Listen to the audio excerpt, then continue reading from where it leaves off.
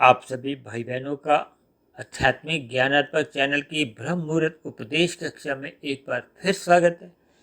आज की चर्चा का विषय है आदर्श न्याय। देखिए, आदर्श शब्द अपने आप में ही एक श्रेष्ठ शब्द है। इसको हम एक उत्कृष्ट शब्द के साथ भी जोड़ सकते हैं। यानी कि परमात्मा की जो एक न्याय व्यवस्था है वो एक उत्कृष्ट व्यवस्था है, क्योंकि हम सभी भाई बहनों को देखिए कर्म करने की एक स्वतंत्रता मिली है। तो कर्म फल सिद्धांत के अंतर्गत फिर एक कानून व्यवस्था बनी होती है, जिसको अक्सर प्रकृति के कर्म फल सिद्धांत से जोड़ दिया जाता है।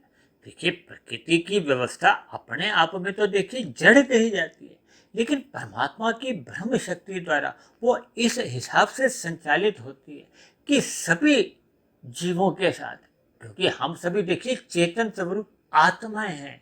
आत्मा का जन्म मरण नहीं होता। ये जन्म मरण किसका होता है? ये आपके हमारे स्थूल शरीरों का होता है। इसीलिए तो शास्त्रों में कहा गया है ना, ये 84 लाख प्रकार की योनियां हैं। 84 लाख प्रकार की योनियों को अभिप्राय क्या है कि ये 84 लाख प्रकार के अलग अलग शरीर हैं, क्योंकि केवल मनुष्य योनि पाकर ही हमें परमात्मा द्वारा कर्म करने की एक स्वतंत्रता मिलती है कि हम पाप कर्म भी कर सकते हैं, पुण्य कर्म भी कर सकते हैं। शास्त्रों में इसका एक विधि विधान द्वारा एक समझाया गया कि कौन से कर्म हमें जीवन में करने हैं, उनको विहित कर्म कहा जाता है। जो से कर्म हमें नहीं करने उनको निषेध कहा जाता है। जैसे यातायात के देखिए विभिन्न नियम बने होते हैं, तो निषेध कर्मों से हमें बचना होता है। यदि मनुष्य करता है तो उसका फिर हमें चालान भुगतना पड़ता है।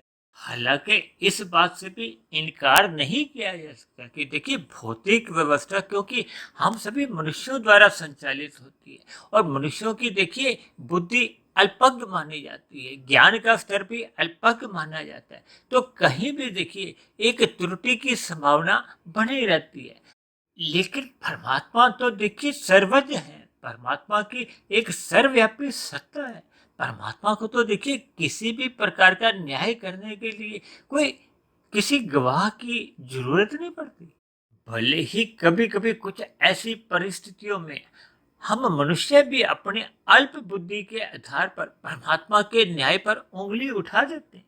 परमात्मा की न्याय व्यवस्था में ये 84 लाख में से 80 लाख प्रकार की जोनियां, देखिए ये तामसी जोनियां हैं। इनको हम दंड रूपी जोनियां भी समझ सकते हैं। देखिए, परमात्मा की न्याय व्यवस्था में मनुष्य योनि में किए गए कर्मफल सिद्धांत के अंतर्गत जब जब मनुष्य देखिए निश्चित कर्म अधिक कर जाता है, निश्चित कर्म अधिक होने से फिर मनुष्य की मरने के बाद नीचे की योनियों में अधोगति होती है। अब नीचे की ये जो 80 लाख प्रकार की योनियां हैं, क्योंकि मनुष्य अपने मिले हुए जीवन में जैसा जैसा कर्माशय बना लेता है, कर्माशय का अभिप्राय देखिए पाप पुण्य कर्मों का लेखा जोखा से होता है। और इसी तरह हम अपने कर्मों के साथ साथ जैसे जैसे संस्कार अपने बना लेते हैं, स्वभाव बना लेते हैं, तो ये जो 80 लाख प्रकार की योनियों में भी देखिए अलग अलग शरीरों के अलग अलग स्वभाव हैं।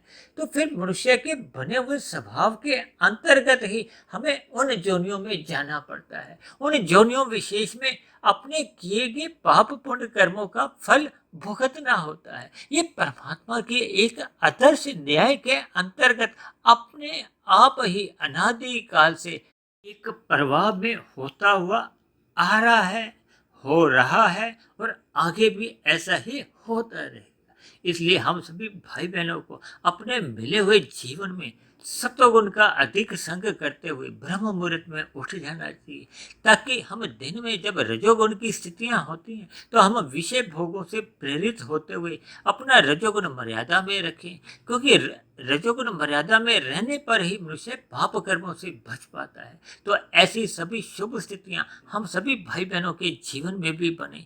इन्हीं शुभ कामनाओं के साथ आज की चर्चा विशेष को यहीं विश्राम देते हैं। शाम को फिर मिलते हैं संध्या बेला ज्ञान कक्षा में। तब तक आप सभी भाई बहनों का बहुत बहुत धन्यवाद।